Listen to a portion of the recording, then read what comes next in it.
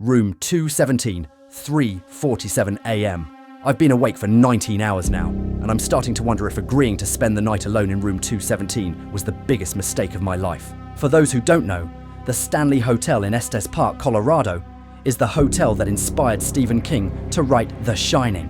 He stayed here in 1974, in room 217, and had a nightmare so vivid, so terrifying, that he woke up with the entire plot of his most famous novel already formed in his mind. And now I'm sitting in that exact same room, alone, in the middle of the night, with nothing but a camera and a rapidly dying flashlight. The hotel staff warned me before they left. Don't be surprised if you hear children laughing in the hallway, they said. And if you see a man in old-fashioned clothing standing at the foot of your bed, that's just Mr. Stanley checking on his guests.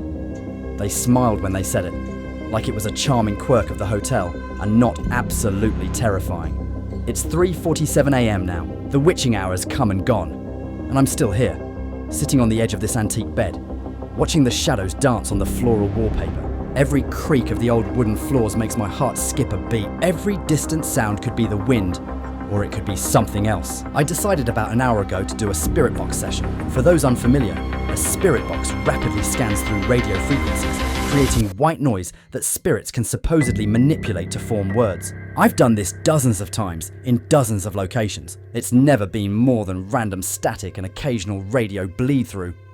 But tonight was different. I turned it on at 2:30 a.m, sitting cross-legged on the floor, my camera pointed at the device. I asked the standard questions. Is anyone here with me? Can you tell me your name? Static. Nothing but static for about 3 minutes. Then, clear as day, a woman's voice came through. Just one word, leave. I stopped breathing. My finger was hovering over the power button when it spoke again. Leave. Now.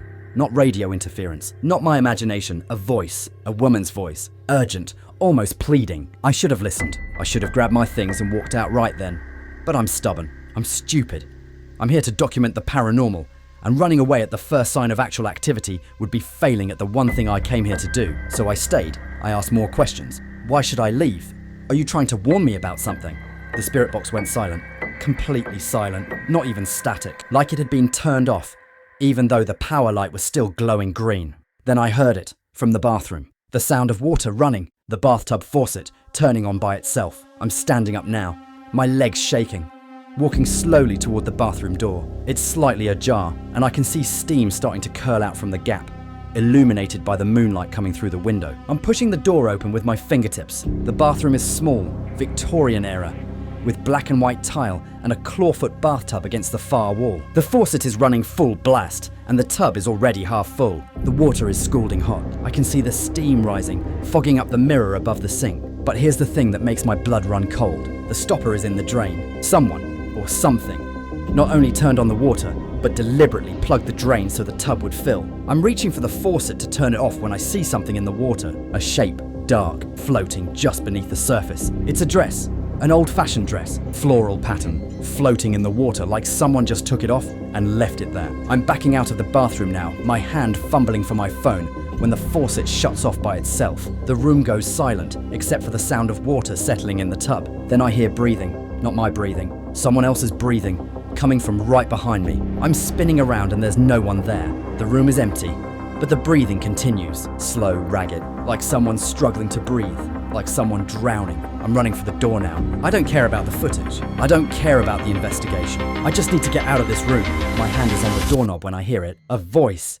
The same woman's voice from the spirit box. But this time, it's not coming from the device. It's coming from right next to my ear. A whisper, cold breath on my neck. I tried to warn you. Oh, I'm yanking the door open and something grabs my wrist. Fingers, ice-cold fingers wrapped around my wrist, pulling me back toward the room. I'm screaming now, pulling with everything I have, and suddenly the grip releases. I'm stumbling into the hallway, falling to my knees on the antique carpet. I'm looking back at room 217. The door is still open, and standing in the doorway, silhouetted against the window, is the figure of a woman. She's wearing the dress, the wet dress from the bathtub. Water is dripping from her hair, her clothes pooling at her feet. She's not moving, just standing there, staring at me with eyes I can't quite see in the darkness. I'm scrambling to my feet, backing away, and she takes one step forward, into the hallway, into the light. Her face is pale, blue-tinged, like someone who's been underwater too long. Her lips are moving, forming words I can't hear. She takes another step toward me.